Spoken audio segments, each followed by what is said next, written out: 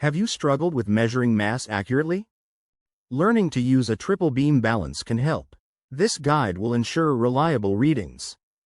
A triple beam balance measures mass up to 600 grams with 0.1 gram accuracy. It has 3 beams with sliding weights and requires calibration. The balance includes a pan for objects, 3 beams for weights, and a zero adjustment knob. Understanding these components aids in precise measurement. Place the balance on a level surface and align the pointer with 0 when empty. Regular calibration ensures accuracy. To read a triple beam balance, first zero it by sliding weights back and adjusting the knob to 0. Place the object in the pan's center. A clean pan prevents debris interference. Next, adjust the sliding weights. Start with the largest weight until the pointer drops below 0, then return it 1 notch. Repeat for middle and smallest weights.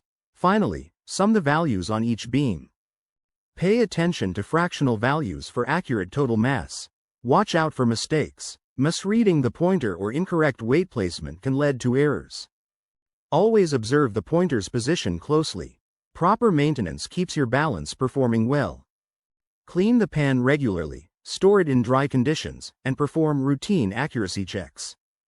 Triple beam balances are crucial in scientific experiments like chemistry and physics.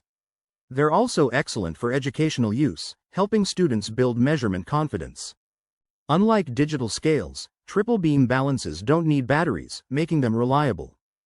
While analytical balances offer more precision, triple beam balances are accessible for general use. Mastering the triple beam balance is essential for anyone in science. We've covered components, calibration, measurement steps, common mistakes, and tips for maintenance. Follow this guide for accurate experiment results. Ready to enhance your skills? Start using a triple beam balance today.